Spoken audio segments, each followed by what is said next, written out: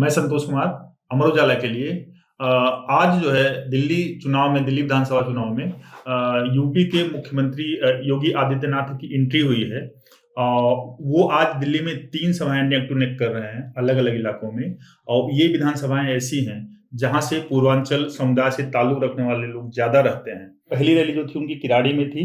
वहां पे जो है हमारे सहयोगी विनोद डबास जी मौजूद थे। उन्होंने सुना योगी आदित्यनाथ जी को और सीधा सीधा अटैक किया इन्होंने अरविंद केजरीवाल पे, जैसा कि अभी आपसे बात हो रही थी।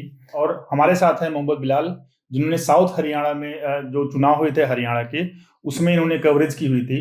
उस दौरान इन्होंने देखा था कि योगी आदित्यनाथ की सभाओं का लोगों के मन पे क्या इम्पैक्ट पड़ा था, वो कितना वोट में कन्वर्ट हुआ था भाजपा के।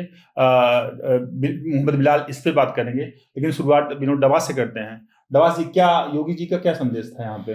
योगी जी जो है बहुत आक्रामक होके बोले यहाँ पर। उन्होंने जो है पिछले दिनों अशोक विहार में जो प्रधानमंत्री जी की रैली हुई थी, उनसे भी ज्यादा आक्रामक दिखे केजरीवाल पर। और बड़ा पैकअप था जो पहला जो उनका वो था सभा स्थल था, जैसा कि विजुअल भी दिख रहे थे, एकदम पूरा का पूरा भरा हुआ था।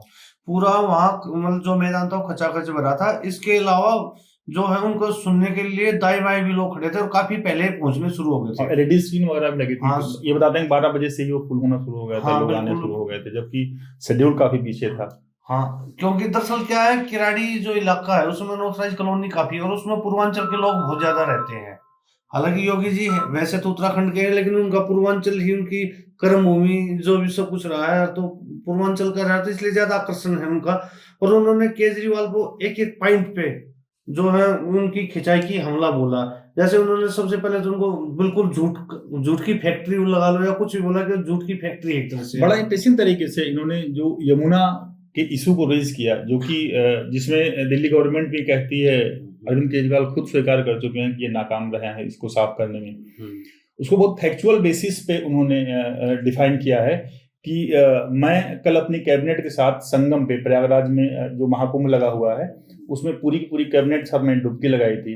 क्या अरविंद केजरीवाल में हिम्मत है कि ये अपनी कैबिनेट के साथ दिल्ली में यमुना में डुबकी लगा सकते हैं? हाँ, उन्होंने इसी बात मतलब यमुना को लेकर जबरदस्त खिंचाई की। उन्होंने बोला जब मैं अपने प्रदेश से एक नदी, गंगा नदी जा रही है, उसमें मैंने डुबकी लगाई अपनी कैबिनेट के साथ। तो केजरीवाल पार्टी के, आम आदमी पार्टी के प्रमुख, उन्होंने मुख्यमंत्री और उनकी कैबिनेट के साथ यहाँ जो डुबकी लगानी चाहिए। एक तरह से उन्होंने उस बात की इनडायरेक्टली चर्चा की जब केजरीवाल ने 5 साल पहले चर्चा की थी, मैं 2025 में जो है डुबकी लगाऊंगा यमुना में डुबकी। उसके अलावा फिर सड़क पे भी इन्होंने कहा कि सड़क में गड्ढा है, गड्ढे में सड़क है, ये समझ नहीं आता। और उसका कंपेरिजन किया कि नोएडा और गाजियाबाद की सड़कों को देख लीजिए आप कि वहां पे कोई है ही नहीं। और ये भी उन्होंने कहा कि जो ये एनडीएमसी का इलाका है, अगर इसको हम छोड़ दें तो इसके बाहर की सड़कों की हालत बहुत बुरी हालत है। हाँ, उन्होंने जो इसी तरह से जो आप कह रहे थे अभी बिजली का इशू भी रेज किया। हाँ, बिजली का किया। उन्होंने बोला कि दिल्ली में 8 रुपए यूनिट बिजली मिल रही है और यूपी में जो है 3 रुपए यूनिट बिजली मिल रही है। तो हम तो ये बहुत सस्ती बिजली दे रहे हैं, सब्सिडी दे रहे हैं। एक तरह से उन्होंने संदेश दिया हमारे यहाँ सब्सिडी की जरूरत ही नहीं, हम तो ऑलरेडी बहुत सस्ती बिजली दे रहे हैं। कूड़े के पहाड़ जो दिल्ली के लिए आफत बने हुए, एमसीडी में जब कैंपेन कर रहे थे अरविंद केजरीवाल या आम आदमी पार्टी, तो ये वादा किया था कि ये कूड़े के पहाड़ को हटा देंगे। हाँ, उन्होंने जो है ना इस इशू को भी जो है याद दिलवा दिल्ली की जनता को कि इन्होंने एमसीडी चुनाव 2 साल पहले हुए थे, दिसंबर में हुए थे। तो तब इन्होंने कहा था हम 1.5 साल में इन कूड़े के पहाड़ हटा देंगे, लेकिन अभी तक कूड़े के पहाड़ हटे नहीं, क्योंकि 30% करीब कूड़ा हटा, वो भी इनकी सरकार बनने से पहले यहाँ पर काम शुरू हो गया था उसका, लेकिन अब रफ्तार पकड़नी शुरू हुई है। और तो उस इशू को भी याद दिलाया कि ये झूठ बोलते हैं, काम नहीं करते हैं। तो कमोबेश वो सारे इशू इन्होंने अपनी स्पीच में, पहली स्पीच में लिया, जिसके थ्रू जो है आम आदमी पार्टी आगे बढ़ने की कोशिश कर रही है, स्पेशली बिजली को लेके, यहाँ की साफ सफाई को लेके, इंफ्रा को लेके। जैसे बार बार होता है कि हमने इतने फ्लाईओवर बना दिए, हमने इतनी सड़कें बना दी, ये सारी चीजें आम आदमी पार्टी की तरफ से कही जाती हैं। यूपी सीएम ने इसी पे ही प्रहार किया हुआ है कि इन सब चीजों में जो है वो नाकाम रहे हैं।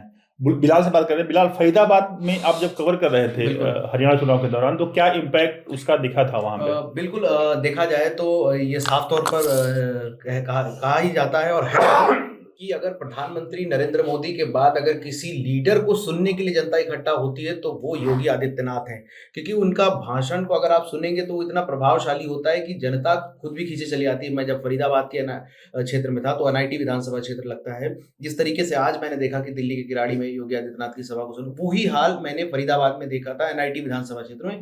वो सीट कांग्रेस के पास थी और योगी आदित्यनाथ ने उस सीट पे प्रचार किया और वो सीट भाजपा के खाते में। और किराड़ी भी आम आदमी पार्टी के पास है। हाँ, अभी जो आम आदमी पार्टी यहाँ पे इन्होंने जो अनिल झा थे वो आम आदमी पार्टी में गए थे, भाजपा के एक्स एमएलए हैं, हाँ, वो भी आम आदमी पार्टी में शामिल कराया और उनको टिकट दिया है। कैंडिडेट है वो आम आदमी पार्टी की तरफ से। तो वो करीब 14 सीटें ऐसी थी जिसमें योगी आदित्यनाथ ने, मैंने कवर किया तो यहाँ पे प्रचार किया हरियाणा में, तो वहाँ पे 9 सीटें भारतीय जनता पार्टी ने जीती थी उस चुनाव के, हरियाणा के विधानसभा 14 में से लोकसभा के ठीक बाद हुए थे। 14 में से। तो एक दूसरी बात, जब वो महाराष्ट्र में गए तो एक नारा बड़ा फेमस हुआ था, कटेंगे तो बटेंगे, और प्रधानमंत्री नरेंद्र मोदी ने कहा एक है तो सेफ है। ये नारे की झलक आज जब योगी आदित्यनाथ बोल रहे थे तो उनके स्टेज पर उनके आसपास जो पोस्टर बैनर लगे थे उसमें भी दिखाई दी।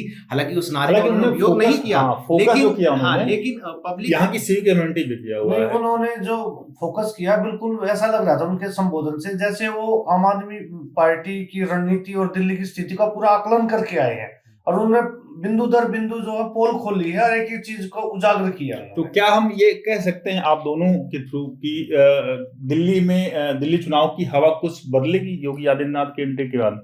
देखो ये तो पब्लिक, हाँ ये तो खैर वक्त बताएगा, लेकिन जिस हिसाब से अटैकिंग है, एक चीज, जिस हिसाब से उनकी पॉपुलैरिटी है, पॉपुलैरिटी आज उनकी दिखी भी ग्राउंड पे कि लोगों की भीड़ मतलब पूरा खचाखच हाल भरा हुआ था, जहाँ पे रैली स्थल था पूरा भरा हुआ था, वो दिखा भी।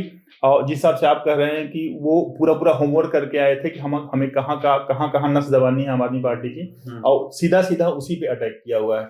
और जैसा कि बिलाल कह रहे हैं कि जो हरियाणा में कैंपेन किया 14 सीटों पे, महाराष्ट्र में किया कैंपेन, तो जिन सीटों पे इन्होंने किया उसका इम्पैक्ट जो है ये दिखा कि वो उसमें से मैक्सिमम सीटें जो हैं भाजपा के हक में गई हैं। तो आप सही कह रहे हैं कि ये तो वक्त बताएगा कि मतदाता किस तरफ जाता है, किस करोड़ बैठता है।